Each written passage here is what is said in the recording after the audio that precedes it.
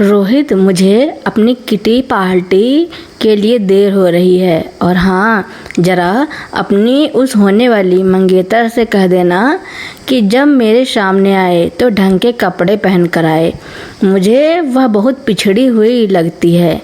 शारदा जी ने अपने महंगे डायमंड इयररिंग्स पहनते हुए तीखे स्वर में कहा।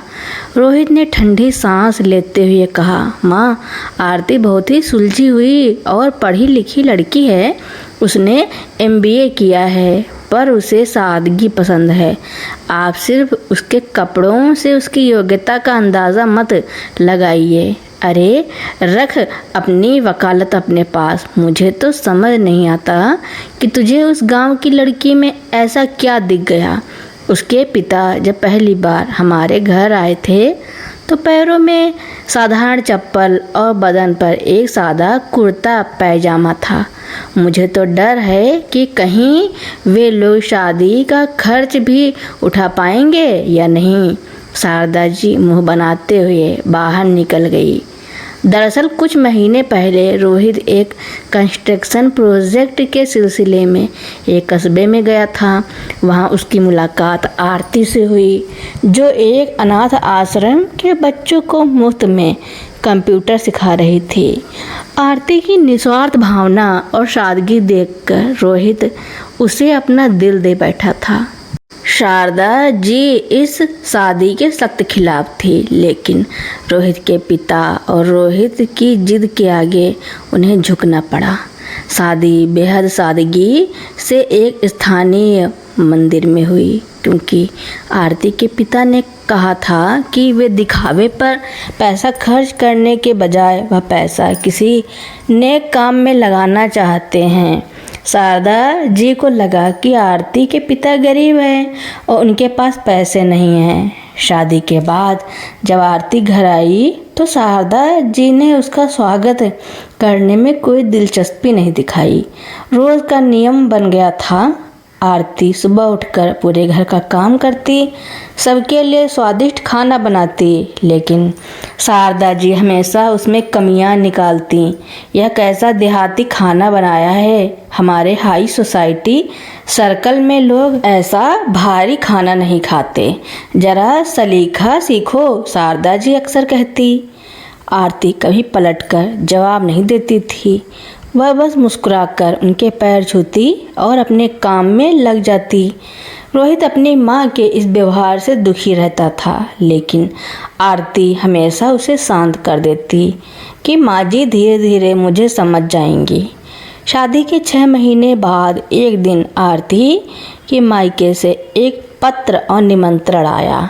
आरती के पिता ने एक बड़े पारिवारिक अनुष्ठान और प्रीति भोज का आयोजन किया और पूरे ससुराल पक्ष को आमंत्रित किया था। शारदा जी ने साफ मना कर दिया, मैं उस पिछड़े इलाके में नहीं जाऊंगी। वहाँ ना तो ढंग के होटल होंगे और ना ही कोई सुख सुविधा। मैं वहाँ जाकर अपनी तबीयत खराब नहीं करना चाहती।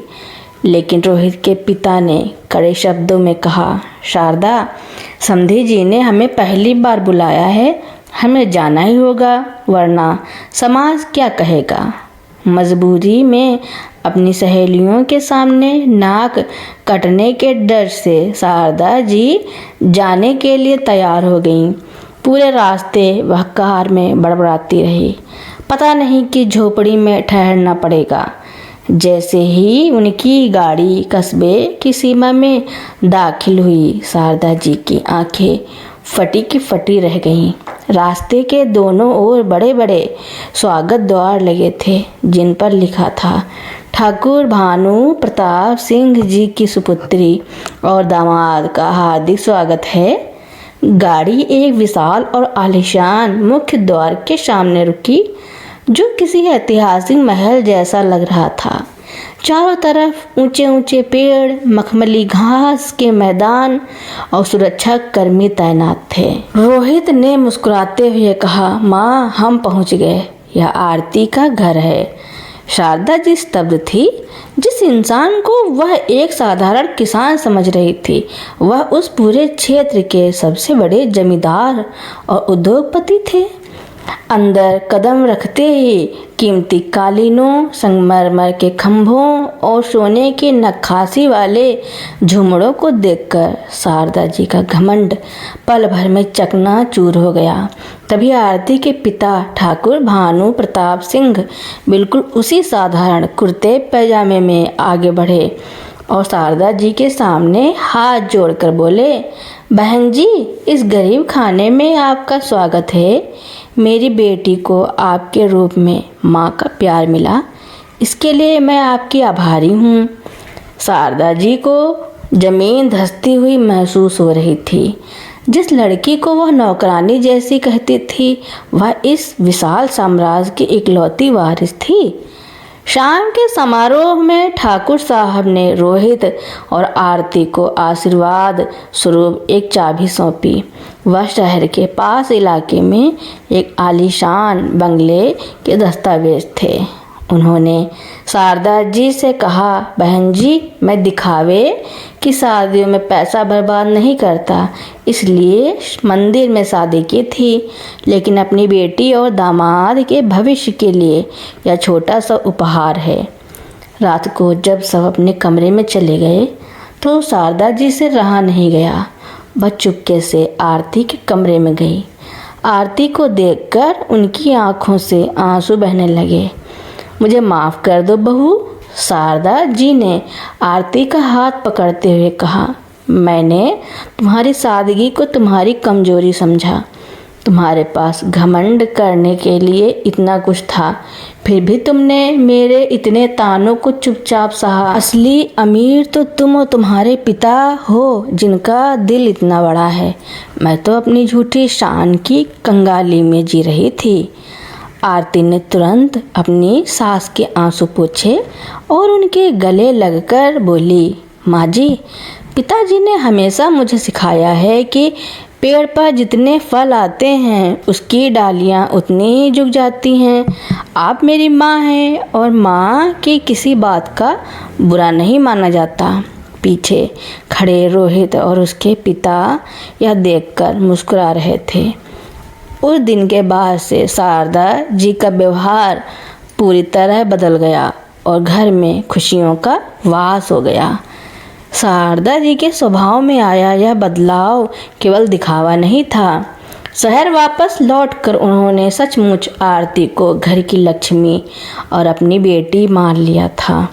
अब वे अपनी किटी पार्टी की सहेलियों के सामने आरती के कपड़ों का मजाक नहीं उड़ाती थी, बल्कि गर्व से कहती थी, मेरी बहू करोड़ों में एक है। उसके पास जो संस्कार हैं वो तुम्हारी इन महंगी साड़ियों और गहनों से कहीं बढ़कर हैं। दिन अच्छे बीत रहे थे, लेकिन वक्त हमेशा एक सा नहीं रहता। कुछ ही महीनों बाद ठाकुर भानु प्रताप सिंह जी के अचानक बीमार होने की खबर आई। उन्हें शहर के एक बड़े अस्पताल में भर्ती कराया गया। खबर मिलते ही आरती फूट फूट कर रोने लगी। शारदा जी ने तुरंत उसे गले से लगा लिया। रो मत आरती, तेरे पिताजी को कुछ नहीं होगा। हम सब अभी अस्पताल चल रहे हैं। पूरा परिवार अस्पताल पहुंचा। ठाकुर साहब आईसीयू में थे।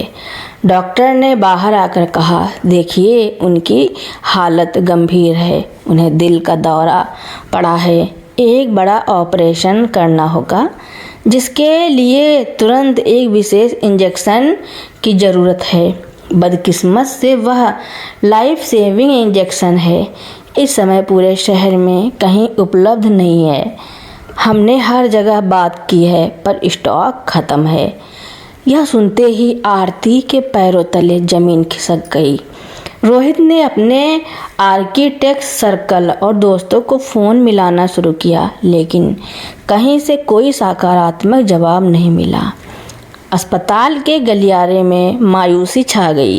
तभी शारदा जी ने आगे बढ़कर आरती के सिर पर हाथ रखा और कहा, धीरज रखो बेटी, तूने हमेशा दूसरों की भलाई की है। भगवान तेरे पिता को कुछ नहीं होने देंगे। शारदा जी ने अपनी जेब से फ़ोन निकाला। यह पहली बार था जब वे अपनी हाई सोसाइटी की उन सहेलियों और रसूखदार लोगों को फ़ोन कर रही थी जिनकी धौंस वे कभी विनीता या आरती जैसी सादगी पसंद लड़कियों पर जमाया करती थी। उन्होंने शहर के सबसे बड़े केमिस्ट एसोसिएशन के अध्यक्ष को फ़ोन लगाया, जो उनकी किटी पार्टी की एक सहेली के पति थे।